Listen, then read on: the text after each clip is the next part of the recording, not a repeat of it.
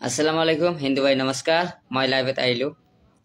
আপোনালোকে সকলে জানে ২ নং দুপুৰী লোকসভা সমষ্টি মই অসম জনমৰ্চাৰ মৰণতে প্ৰাৰ্থী আছিলো মই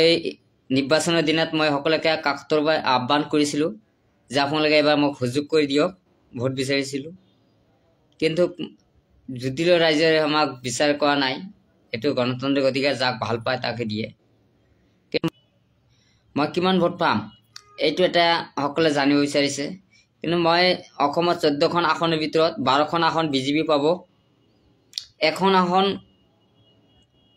কংগ্ৰেছে পাব পাৰে নাপাব পাৰে কংগ্ৰেছ নাই বুলি 0 এখন ইউডিএফ পাব এখন বিপিএফ পাব আৰু 12খন আসন বিজেপি চৰকাৰে পাব কিন্তু আমাৰ দুপুৰী আটাইকৈ হৈছে সুগলি কিমান ভোট পাব সুগলি 1 লাখ সুগলি 1 লাখ সামথিং পাব বুলি কোৱা আছিল যে 90 ৰ পৰা 1,20,000 মই পাম বুলি মই এটো ধাৰণা হৈছে কিন্তু সেই মাৰটো আকৌ মৌলানা বদৰুদ্দিন আজমল সাহেব কৰিলে এই কাৰণে কৰিলে ৰখিবলৈ কাৰণে কৰিলে মানুহে ভাবিছিলে যে এবাৰ ক্যান্ডিডেটখন চেঞ্জ কৰি নতুন প্ৰাৰ্থী বিচাৰিছিলে ৰাইজে কিন্তু ৰখিবলৈ কাৰণে হেকিনে নহল কাৰণ ৰখিবলৈ এজন বিয়া মানুহ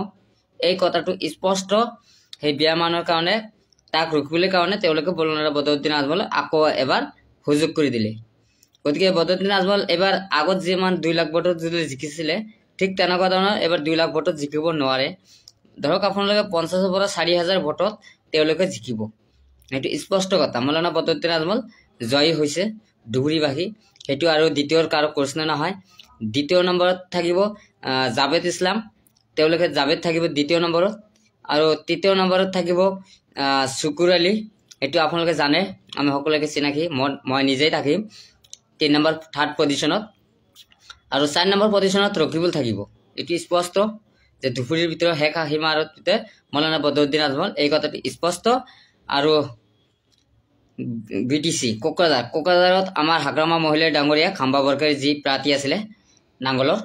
তেওঁলোকে জিকিছে একমাত্ৰ খাম্বা বৰকাৰী ভোট দিয়াৰ কাৰণটো হৈছে পৰমদৰু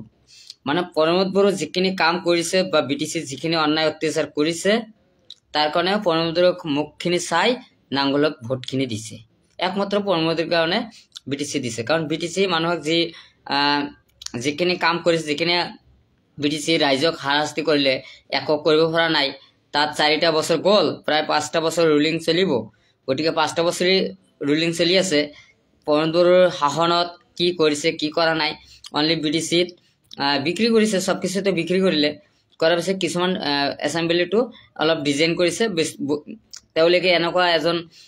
চিবে বস্তুমানে যিখিনি সামগ্ৰী আছিল সেইখিনি হাগ্ৰামাৰ সামগ্ৰী তেওঁলোকে বিক্ৰী কৰি দি তেওঁ নতুন মানে নিজৰ পইচা সেই পইচা যদি ৰাস্তা কাটত কৰিব পাৰিলে হয় ৰাইজে নিশ্চয় তেওঁ সুযোগ এবাৰ কৰি দিলা হয় গতিকে তেওঁলোকে পৰমদৰুক এবাৰহে সুযোগ কৰি দিছিলে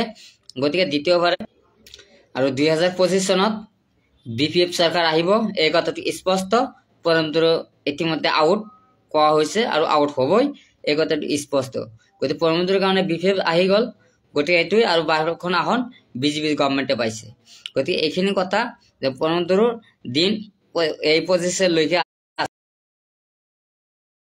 হাগ্ৰামা চৰকাৰ আহিব বিটিসি এই কথাটো স্পষ্ট গতিকে মোৰ এইটো পেজ হয় মানুহে জানিব বিচাৰে যে সুকৈলি অৰিজিনাল ফেসবুক পেজ কোনটো হয় ইতিমধ্যে আমাৰ নামত বহুত কেইটা পেজ চলাই আছে ইতিমধ্যে আমাৰ নামত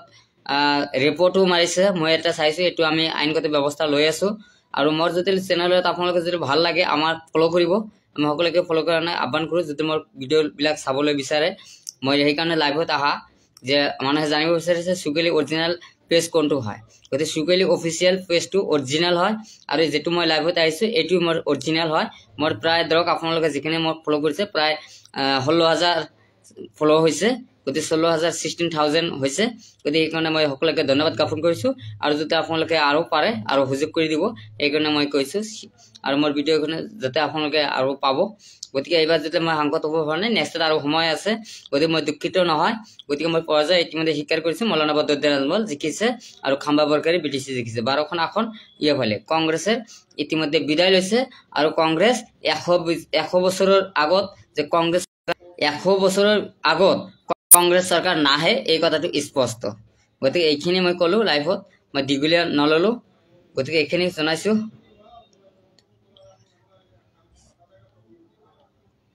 তো এইখিনি মই যদি কিবা ভুল ত্ৰুটি হৈ থাকে আপোনালোকে ক্ষমা কৰিব। গতিকে আমি যিখিনি ভোট পাইছোঁ আমি সকলোৱে ৰাইজক, আমাৰ ধুবুৰী লোকসভা সমষ্টি ৰাইজৰ ওচৰত মই সকলোকে কৃতজ্ঞ, আৰু সকলোৱে আপদ বিপদত মই চাম।